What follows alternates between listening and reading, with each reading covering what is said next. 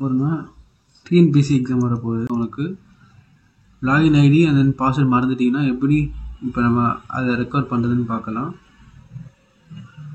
இதில் ஃபஸ்ட் லிங்கை கிளிக் பண்ணிவிட்டு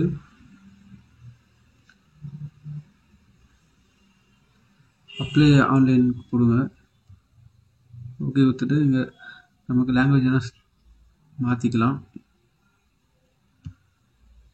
இங்கே பார்த்தீங்கன்னா ஒன் டைம் ரெஜிஸ்ட்ரேஷன் டேஷ்போர்டு இருக்குது. இது கிளிக் பண்ணுங்கள்.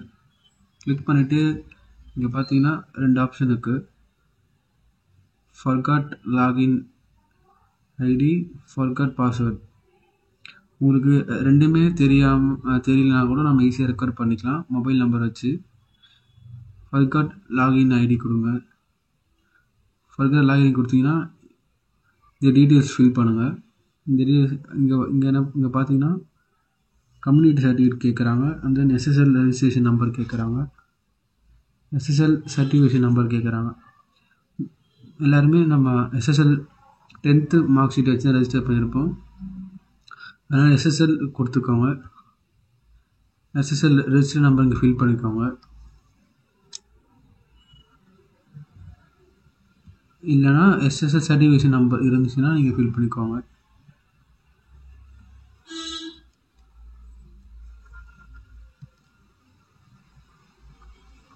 அண்ட் தென் நீங்கள் டேட் ஆஃப் பர்த் சூஸ் பண்ணிக்கோங்க.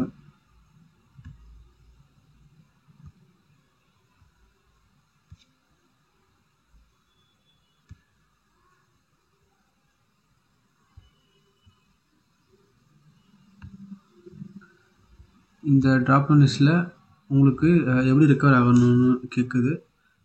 யூஸிங் மொபைல் ஐடியா இமெயில் ஐடியான்னு கேட்குது.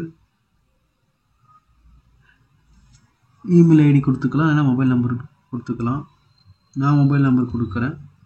கொடுத்துட்டு இங்கே மொபைல் நம்பர் டைப் பண்ணிங்கன்னா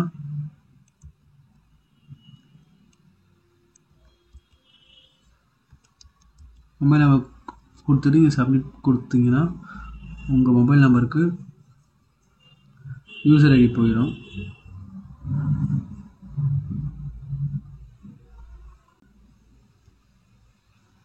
லாகின் ஐடி தெரியலன்னா நம்ம ஃபர்தர் லாகின் ஐடி கொடுத்து போய் பார்த்துக்கலாம். அண்ட் தென் இப்போ பாஸ்வேர்ட் மறந்துச்சுன்னா எப்படி ரெக்கவர் பண்ணுறதுன்னு பார்க்கலாம். ஃபர்காட் பாஸ்வேர்ட் கொடுங்க.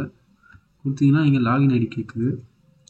லாகின் ஐடி எல்லோரும் ஃபோன் நம்பர் கொடுத்துருப்பாங்க. ஃபோன் நம்பர் போட்டுக்கோங்க.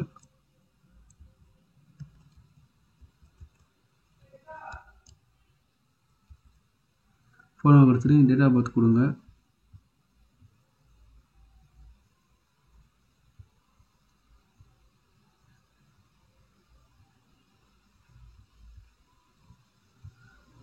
டேட் ஆஃப் பர்த் கொடுத்துட்டு இங்கே என்ன மோட் ஆஃப் இங்கே ஆல்ரெடி நம்ம லாகின் ஐடிக்கு மொபைல் நம்பர் வச்சு ரெக்கார்ட் பண்ணோம். இங்கே நம்ம மெயில் ஐடி சூஸ் பண்ணிக்கலாம்.